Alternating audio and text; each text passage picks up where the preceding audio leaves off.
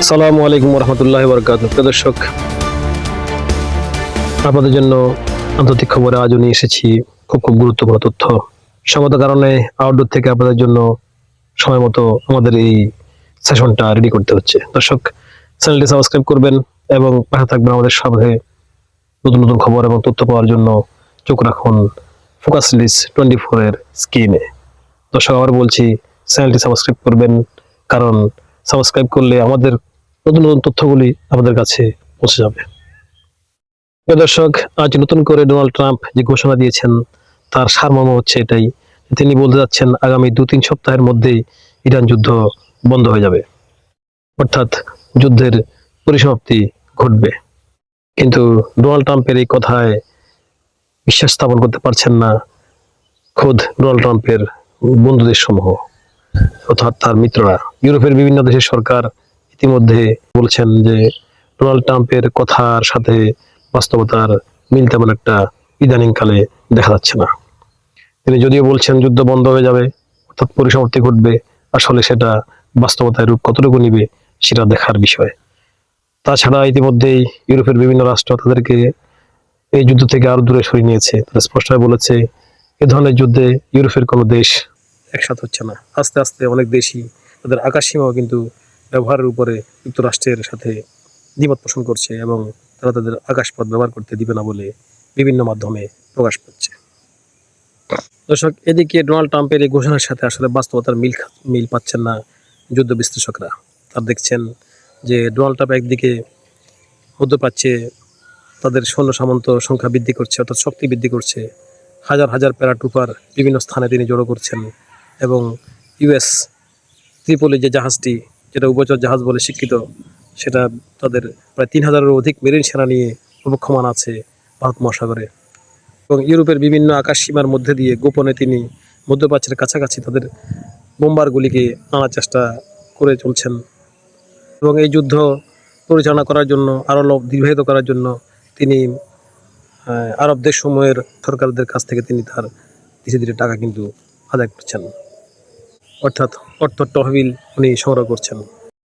দর্শক, এদিকে পাকিস্তানের পররাষ্ট্রমন্ত্রীর দ্রুত চীন সফরকে নিয়ে শুরু হয়েছে বিভিন্ন মহলে নানা তোড়জোড়।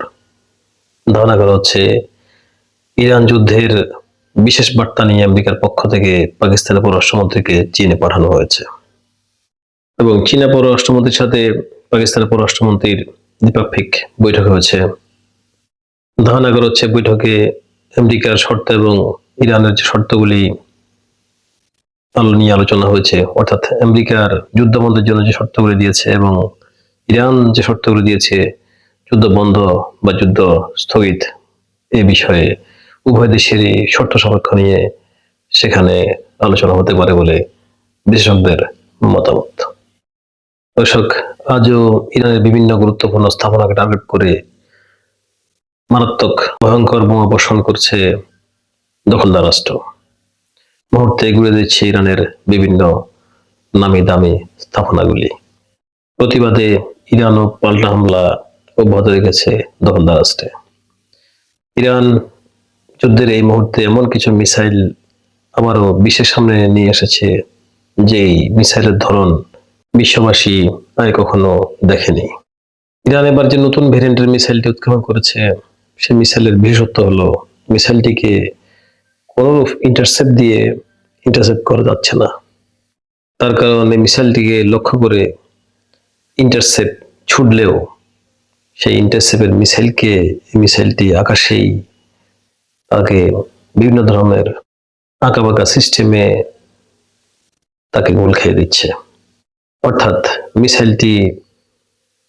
ইরানের এই মিসাইলটি তার গতিপথ পরিবর্তন করতে সক্ষম। যখন সে দেখে যে যার সামনে থেকে তাকে আক্রান্ত করার জন্য অন্য একটা মিসাইল ছুটে আসছে, তখন ঠিক সেই মুহূর্তে সে তার গতি পরিবর্তন করে ফেলে, হয়তো আর একটু উপরের দিকে চলে যায়, না ডানে চলে যায়, না বামে চলে যায়।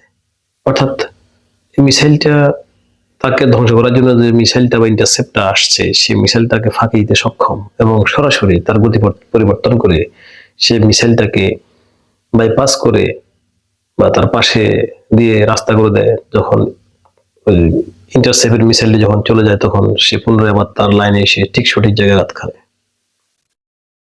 এই বিষয়টি অত্যন্ত মারাত্মক একটা সামরিক দক্ষতার পরিচয় দিয়েছে ইরান।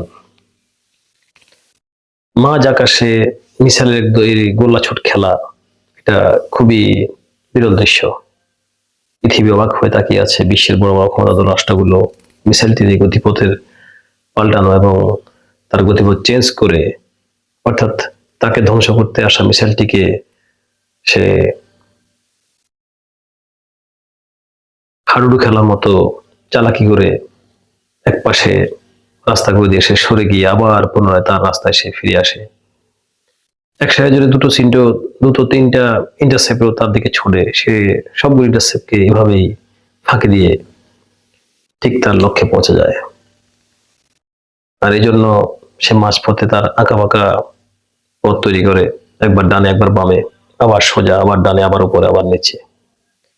এই দৃশ্যটা কিন্তু সামরিক বিশ্লেষকদের মতে আর সমরাস্ত্র জগতে সম্পূর্ণ নতুন এবং বিরল দৃশ্য। ইরানের মিসাইলটা দেখার সাথে সাথে সারা পৃথিবীর যুদ্ধবাজ যে সমস্ত লিডাররা আছেন তারা মাথায় হাত দিয়ে বসে আছেন। এই মিসাইল থেকে বাঁচার কোনো উপায় এখন পর্যন্ত পৃথিবীতে আবিষ্কৃত হয়নি। দর্শক, আজও মধ্যপ্রাচ্যের গাদ্দার রাষ্ট্রদের সাথে মার্কিন যুক্তরাষ্ট্রের বিভিন্ন কর্মকর্তাদের পিছনের দরজায় গোপনে চলছে আলাপ আলোচনা। এই রাষ্ট্রের প্রধানগুলির আসলে সর্বশেষ ঠিকানা কি হবে একমাত্র আল্লাহ ভালো জানেন। যদি মধ্যপ্রাচ্য থেকে আমেরিকা তাদের ঘাঁটিগুলো গুটিয়ে নেয়, এখানে ইরানের উপরে আর ক্ষমতাধর কোনো রাষ্ট্র নেই। যুদ্ধ বিশ্লেষকরা মনে করেন আরবের এই রাষ্ট্রদের প্রধানদের উচিত এখনই সময় থাকতে তাদের সঠিক রাস্তায় ফিরে আসা। অপরদিকে ইরানের অনলাইন গ্রুপ তারা গালফের বিভিন্ন জায়গায় লুকিয়ে থাকা, ছড়িয়ে ছিটিয়ে থাকা আমেরিকান জেট ফাইটারদের ঠিকানা খুঁজে বের করছেন, তাদের অবস্থান কোথায়, তাদের টোটাল ডিটেলস তারা খুঁজে ইরানিদের হাতে তুলে দিচ্ছেন। এবং ইরানি প্রতিরক্ষা বাহিনী তাদের ড্রোন দিয়ে ওই সমস্ত জেট ফাইটারদের অবস্থানে তারা নিখুঁতভাবে আঘাত করছেন। ইতিমধ্যেই সৌদি আরবের বিভিন্ন স্থানে আমেরিকান F-35 যে দুর্ধর্ষ জেট ফাইটার, সেই জেট ফাইটারের যিনি পাইলট, এরকম বেশ কয়েকজন পাইলটকে ড্রোন দিয়ে ওপারে পাঠিয়ে দেওয়া হয়েছে। ইরানের এই ড্রোন সাফল্য বিশ্বকে চমকে দিয়েছে আরবের সরকার প্রধানদেরকেও। নিখুঁতভাবে ড্রোন কিভাবে জায়গা মতো গিয়ে ঠিক নির্দিষ্ট ব্যক্তির উপরে তারা আঘাত হানছে, নির্দিষ্ট ব্যক্তির অবস্থানের উপর তারা আঘাত হানছে। মনে হচ্ছে এই ড্রোন বাহিনীর কাছে এখন দখলদার এবং আমেরিকার যে সমস্ত জেট ফাইটার আছে তাদের সমস্ত প্রায় সবগুলি নাম ঠিকানা সহ সম্পূর্ণ ডিটেলস তারা চলে গেছে তাদের হাতে। এখন কোন দিন কার জন্য ড্রোন অর্থাৎ সাদা রাজহাঁস আকাশে উড়ে আসে সেটা আল্লাহ ভালো জানে। দর্শক, ইরানের ড্রোন আক্রমণ এবং মিসাইল আক্রমণের কারণে মধ্যপ্রাচ্য থেকে মার্কিন সেনাবাহিনীরা তাদের নিরাপত্তা হারিয়েছেন বলে ধারণা করা হচ্ছে। ইতিমধ্যে বহু মার্কিন সেনা মধ্যপ্রাচ্যের বিভিন্ন দেশে সিভিলিয়ানদের সাথে মিশে গেছেন। তারা বিভিন্ন সিভিল হোটেলে গিয়ে উঠেছেন, যেখানে যে জায়গায় পাচ্ছেন ইরানি, বিশেষ করে ইরানে যে গোয়েন্দা সংস্থা আছে তাদের হাতে যে খবরটা আসছে, সে খবর সূত্র ধরে ঠিক নিখুঁত জায়গায় তারা ড্রোন হামলা করছেন। একদিকে ড্রোন এবং মিসাইলের মার, উপর্যুপরি হামলা, অন্যদিকে আমেরিকার মিত্র রাষ্ট্রগুলি অর্থাৎ ন্যাটোর বিভিন্ন সদস্যগুলি আমেরিকা থেকে আস্তে আস্তে দূরে সরে যাওয়া, আরেকদিকে চীন এবং রাশিয়ার খুব গোপন যুদ্ধ কৌশল, যেটা এখনো পর্যন্ত জনসমক্ষে আসেনি। কিন্তু মার্কিন যুক্তরাষ্ট্র মনে করছে পিছন থেকে বিভিন্ন রকমের সহযোগিতা দিয়ে যাচ্ছে ইরানকে চীন এবং রাশিয়া। সামগ্রিক পরিস্থিতিতে ডোনাল্ড ট্রাম্প ইতিমধ্যেই তার মুখ ফসকে বলে ফেলেছেন যে হরমুজ প্রণালী সেটা আমেরিকার একা স্বার্থ নয়, যদি সবাই এগিয়ে না আসে তাহলে আমেরিকার কি এমন দায় পড়েছে হরমুজ রক্ষা করার?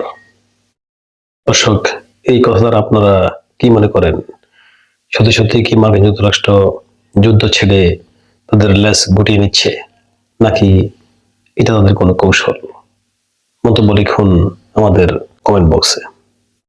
নাকি এটা ট্রাম্পের কোনো যুদ্ধ কৌশল, যে ডোনাল্ড ট্রাম্প যদি সাবলীল এবং সামাজিক বক্তব্য প্রদান করেন, অর্থাৎ তার বক্তব্য যদি বোঝা যায় যে আমেরিকা হরমুজ দখল এবং খার্কিভ দখল যে চিন্তাধারা করেছিল সেখান থেকে একটু পিছু হটে এসছে, ঠিক তখনই ইরান হয়তোবা যুদ্ধক্ষেত্রে যে তারা যে মোড়ে ছিল, অল টাইম অ্যালার্ট, সতর্ক, যে কোনো মুহূর্তে তারা আক্রমণের জন্য এবং আক্রমণ প্রতিরোধ করার জন্য প্রস্তুত।